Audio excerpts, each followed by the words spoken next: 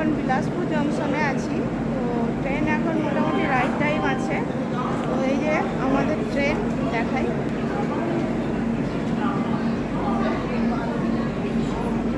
এই আমার A3 বগি।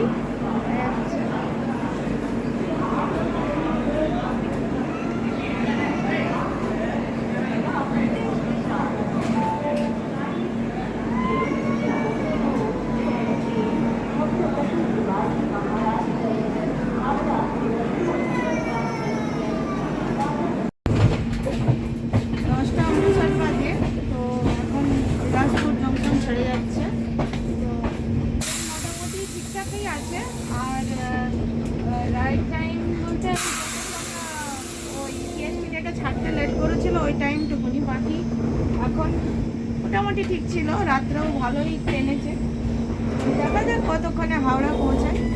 তো এই সবে বিলাসপুর ছাড়লো, এখন 10টা 59 বাজে, সকাল 10টা 59 বাজে। বিলাসপুর জংশন ছেড়ে যাচ্ছে, জাস্ট ক্রস করছে।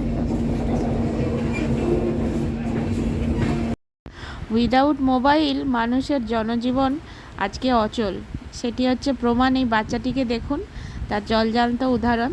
কিভাবে এইটুকুনি বাচ্চা, মুখে এখনও বুলি ফোটেনি, কথাও বলতে পারে না, অথচ মোবাইল কিভাবে অপারেট করছে, অথচ সে সব জানে মোবাইলের কোনটা ঘোরালে, কোন সুইচটা ঘোরালে কোন দিকে যাবে। তো এই হচ্ছে আজকের সমাজ আর আজকের বাচ্চা।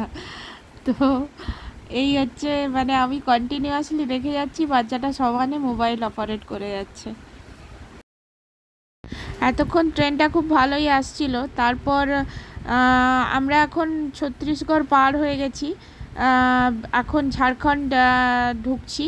তো এখন এই ট্রেনটা এখন রাউরকেল্লার আগে দাঁড়িয়ে আছে। রাউরকেল্লা এখনও ঢোকেনি, তো রাউরকেল্লা ঢুকবে বিকেল 5টার সময়। তো এখন ঘড়িতে বাজে প্রায় 4:30 মতন, আর আধা ঘন্টার ভেতরে রাউরকেল্লা ঢুকে যাবে।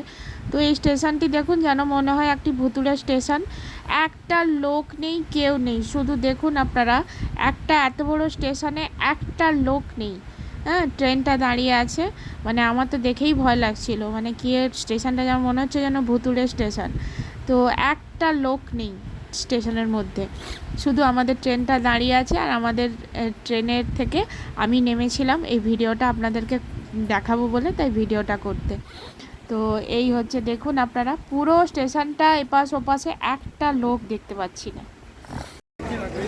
রাত্রি 3টে 4টে বাজতে যায়। এখন আমি হাওড়া স্টেশন ঢুকলাম, এই দুরন্ত ঢুকলো হাওড়া স্টেশনে।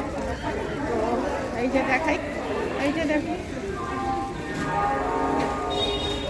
এখন রাত্রি 3টে বাজে, 3:30।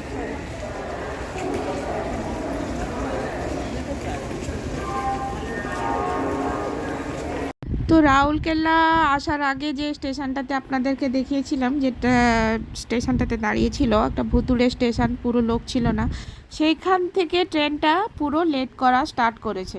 তো সে স্টার্ট করে লেট, যেখানে হাওড়াতে ঢোকার কথা রাত্রি 8টায়, সেখানে ঢুকলো কটায়?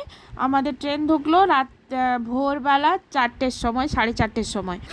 তো মিনিমাম আপনারা চিন্তা করুন, 10 থেকে 12 ঘন্টা লেট ট্রেনটা। ওই রাউরকেল্লা থেকে টাটা আসতেই প্রায় 7-8 ঘন্টা ওখানেই সময় চলে গেল। প্রায় রাত্রি 1টা 1:30টার সময় টাটা ঢুকেছে।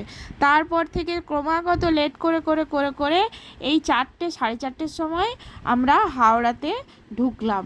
তো এই ছিল দুরন্ত এক্সপ্রেসের জার্নি। আজকাল সত্যি কথা বলতে আমি যেটা বুঝেছি, ট্রেনে উঠলে আপনি কখন বাড়ি পৌঁছাবেন তার কোনো ঠিক ঠিকানা নেই। বিশেষত এই হাওড়া টু মুম্বাই লাইন আজ বিগত 5 বছর ধরে এই জিনিস হয়ে আসছে, জানি না কেন। রেল ট্র্যাকের কী সমস্যা, ট্রেনে সে দুরন্তের মতন এত ভালো একটা ট্রেন, এসি মানে লাক্সারিয়াস ট্রেন, যেটা একদিনের জার্নি যে ট্রেন, সেখানে সে 2 দিন গেল আমার আসতে। বাড়ি থেকে গাড়ি এসছে, গাড়িতে নিতে এসছে, গাড়িতে যাব। তো চলুন, আজকের মতন ব্লগটা শেষ করছি এখানে, বাড়ি চলে যাব এবার। তো 2025 সালে দুরন্ত এক্সপ্রেসের জার্নি, স্মৃতিদায়ক জার্নি, আর কি বলবো। মানে এইরকম স্মৃতি 8 ঘন্টা 10 ঘন্টা লেট। তো যাই হোক, আজকের মতন ব্লগটা এখানেই শেষ করছি। প্রচণ্ড ভারী ব্যাগ নিয়ে দাঁড়িয়ে আছি, আর আপনাদের সবাইকে আবারও ধন্যবাদ রইল আমার এই ব্লগটি দেখার জন্য, আগাম ধন্যবাদ সবাইকে। টাটা, সবাইকে গুড মর্নিং বলছি কারণ এখন 4টে বাজে। টাটা, বাই, আবার দেখা হবে আপনাদের সাথে অন্য কোনো